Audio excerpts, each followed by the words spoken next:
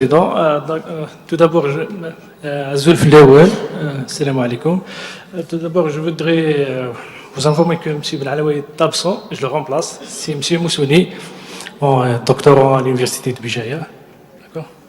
Donc, très heureux d'être parmi vous et de vous présenter ce modeste travail intitulé L'inventaire des oiseaux d'eau du lac Misaya, centre-ville de Bijaya.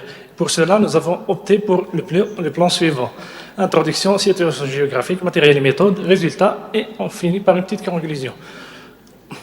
Donc, comme vous savez, le parc national de Gouraya est une aire protégée, créée de 2080 hectares, créée en 1984 par décret ministériel. Elle est classée aussi réserve de la biosphère en 2004 par le programme international de l'homme et de la biosphère, l'UNESCO. Donc, il est composé de 3 écosystèmes, terrestres, marins et lacustres, qui est le lac Misaya qui nous concerne aujourd'hui. Donc, ce lac Misaya est attribué au parc national de Gouraya par décret Wilayel en 2001. Donc, pour une bonne gestion de ce site, le parc national de Gouraya a construit un institut devant le lac, qui est le centre d'éducation environnementale en 2005, qui s'appelle maintenant le CSP. Donc, ses objectifs sont la protection du site, la sensibilisation et l'éducation, ainsi que le suivi de la vie faune du lac Misaya. Donc, voici le lac Misaya. Le lac Misaya est un lac urbain situé à l'intérieur du parc national, parc d'attractions, lui-même situé au centre-ville de la wilaya de Bijaya et s'étend sur une superficie de 3 hectares. Ici. Donc,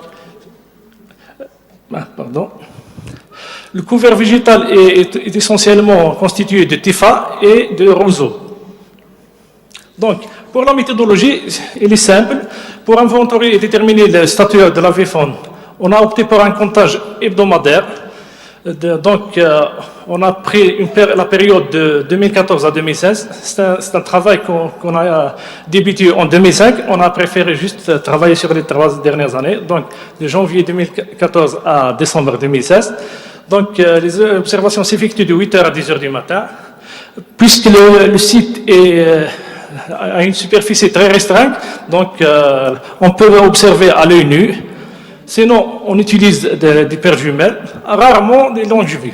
Donc, et on utilise le guide pour l'identification, bien sûr. Donc, la méthode utilisée est le comptage individuel. Donc, pour les résultats, durant les 3 années d'études, on a trouvé 22 espèces d'oiseaux d'eau appartenant à 8 familles qui ont fréquenté le lac Misaya. Leur répartition est indiquée sur le schéma suivant. Donc, on va commencer par la famille des Anatidés. Elle est représentée par 6 espèces. Bon, la Philibine neroca, elle a un statut d'évernant au niveau du lac.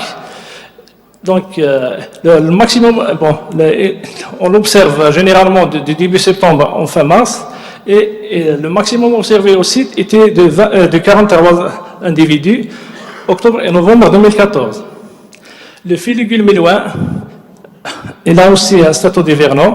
On observe de mi-septembre au début mars. Le maximum observé aussi de 49 individus au mois de mars 2014.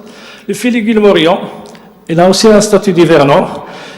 On observe de début novembre à la fin du mois de mars. Le maximum observé est de 43 individus. L'érismature à tête blanche, elle a un statut phénologique d'hivernant au niveau du lac. On l'observe du début novembre à la fin du mois de mars. Le maximum observé était de 2 individus. Le canard souché, statut phénologique d'hivernant, on l'observe de début novembre en fin mars. Le maximum observé est de 45 individus. Le canard corvère, cette espèce, elle est nicheuse, sédentaire nicheuse au niveau du lac. On la trouve durant toute l'année. Le maximum observé était de 24 individus. La famille des arididés, elle est représentée par 5 espèces qui sont le héron garde-bœuf. Bon, c'est une espèce plutôt de passage. Le maximum, on la trouve durant toute l'année. Le maximum observé est de 252 individus. Cette espèce utilise le lac Misaya comme dortoir. Les hérons cendrés, il a un statut de passage aussi, et il est très rare et irrégulier. Le maximum observé est de 2 individus.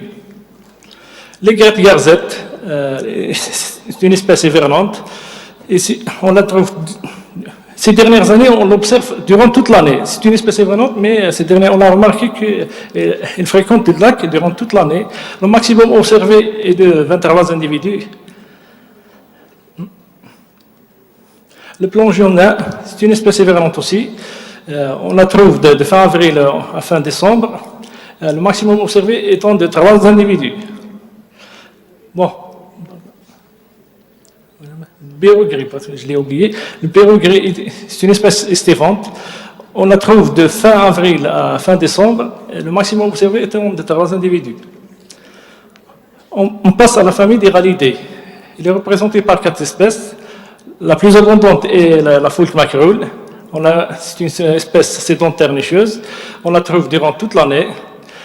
Le maximum observé est de 125 individus.